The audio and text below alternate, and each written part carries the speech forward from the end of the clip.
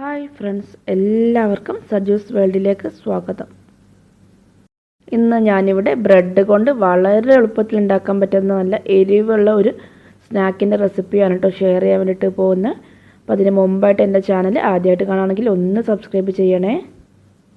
ഇത് ഉണ്ടാക്കാനായിട്ട് ഞാനിവിടെ 3 സ്ലൈസ് ബ്രെഡ് എടുത്തിട്ടുണ്ട്. അതിൻ്റെ സൈഡൊക്കെ ഒന്ന് കട്ട് ചെയ്തിട്ട് എടുത്തിരിക്കുകയാണ്. ഇനി നമുക്ക് ഒരു ബ്രെഡ് എടുത്തിട്ട് അത് 4 സ്ലൈസായിട്ട് കട്ട് ചെയ്തിട്ട് എടുക്കാം. സ്ക്വയർ പീസായിട്ട് കട്ട് ചെയ്തിട്ട് എടുക്കാം കേട്ടോ. അപ്പോൾ ഞാനിതാ ഇങ്ങനത്തെ 12 പീസ് എടുത്തിട്ടുണ്ട്.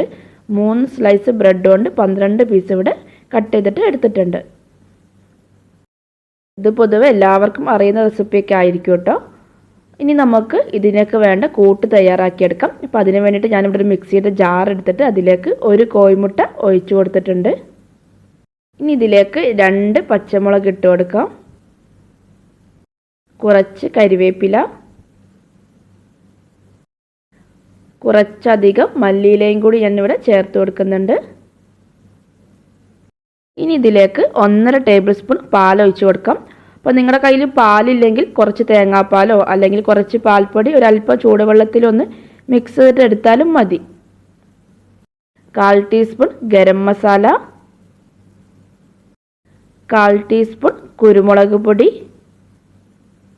ഇനി നമുക്ക് ഇതിലേക്ക് ആവശ്യത്തിന് വേണ്ട ഉപ്പും കൂടി ഒന്ന് ചേർത്ത് കൊടുക്കാം. ഇതെല്ലാം കൂടി നമ്മൾ മിക്സിയിൽ നന്നായിട്ടൊന്ന് അടിച്ചെടുക്കാൻ വേണ്ടിയിട്ട് പോകാൻ കേട്ടോ. ഈ കൂട്ടിൽ നമ്മൾ ബ്രെഡൊക്കെ മുക്കിയിട്ട് ഉണ്ടാക്കുന്ന ടൈമിൽ നല്ലൊരു ടേസ്റ്റ് ആയിരിക്കും ഇതിന്. അപ്പോൾ ഞാനിതെല്ലാം കൂടി നന്നായിട്ട് തന്നെ മിക്സിയിൽ ഒന്ന് അടിച്ചെടുത്തിട്ടുണ്ട്. അപ്പോൾ ഇത് ഈ ഒരു കളറിലായിരിക്കും കേട്ടോ ഇത് കിട്ടുക. കാരണം നമ്മൾ കുറച്ച് ഗരം മസാലയൊക്കെ ചേർത്തിട്ടുണ്ടല്ലോ, അപ്പോൾ അതിൻ്റെയൊക്കെ ഒരു കളറാണിത്. ഇനി നമുക്ക് നമ്മൾ നേരത്തെ എടുത്ത് വെച്ചിരുന്ന ബ്രെഡിൻ്റെ സൈഡൊക്കെ കട്ട് ചെയ്ത് വെച്ചത് ഒന്ന് മിക്സിയിൽ പൊടിച്ചെടുക്കാം. അപ്പോൾ അതും കൂടി ഞാനിവിടെ പൊടിച്ചെടുത്തിട്ടുണ്ട്. നമുക്ക് ഇതെങ്ങനെയാണ് റെഡിയാക്കി എടുക്കുന്നത് നോക്കാം. അപ്പോൾ നമ്മൾ ആദ്യം തന്നെ കട്ട് ചെയ്ത് വെച്ചിരുന്ന ബ്രെഡിൻ്റെ ഒരു പീസ് എടുത്തിട്ട് നമ്മൾ ഉണ്ടാക്കി വെച്ചിരുന്ന കൂട്ടിൽ നിന്ന് നന്നായിട്ട് മിക്സ് ചെയ്തിട്ട് എടുക്കാം. നന്നായിട്ടൊന്ന് മുക്കിയിട്ട് എടുക്കാം കേട്ടോ. അതിൻ്റെ അകത്തേക്കൊക്കെ നമ്മുടെ കൂട്ട് ചെല്ലണം, ബ്രെഡിൻ്റെ അകത്തേക്കൊക്കെ. അപ്പോൾ ആ രീതിയിൽ അത്യാവശ്യം നന്നായിട്ട് ഇതിനൊന്ന് മുക്കിയിട്ട് എടുക്കുക. കാരണം ഈ ഒരു മിക്സിലാണ് അതിൻ്റെ ടേസ്റ്റ് മൊത്തമായിട്ട് ഇരിക്കുന്നത് കേട്ടോ. ഇനി നമ്മൾ പൊടിച്ച് വെച്ചിരുന്ന ആ ബ്രെഡ് ക്രംസിലും കൂടി ഒന്ന് മുക്കിയിട്ട് മാറ്റി വെക്കാം. ഇത്രയേ ഉള്ളൂ. ഭയങ്കര സിമ്പിളാണ്, പക്ഷെ നല്ലൊരു ടേസ്റ്റാണ് കേട്ടോ.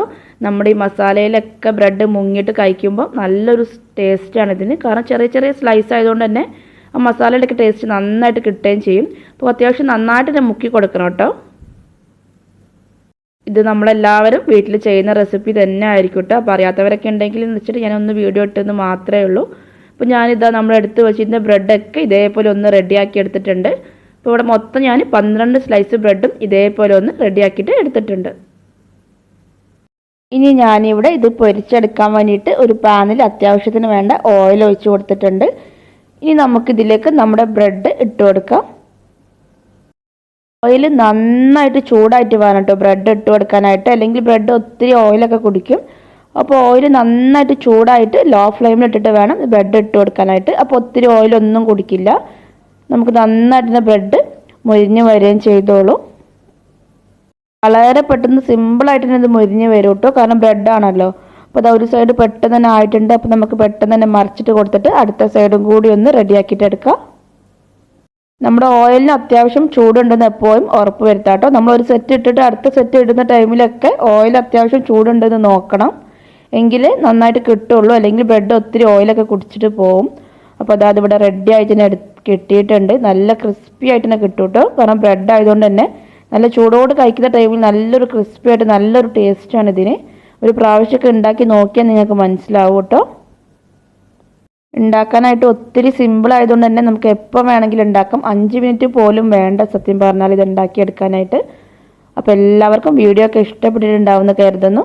ഇഷ്ടപ്പെട്ടിട്ടുണ്ടെങ്കിൽ എൻ്റെ ചാനൽ ഒന്ന് സബ്സ്ക്രൈബ് ചെയ്യണേ. ആ താഴെ കാണുന്ന റെഡ് കളർ ബട്ടൺ ഒന്ന് പ്രസ് ചെയ്തിട്ട് അതിൻ്റെ അടുത്തുള്ള കുഞ്ഞ് ബെൽ ബട്ടണിൽ ഓൾ എന്ന് വേണം സെലക്ട് ചെയ്യാനായിട്ട്. താങ്ക്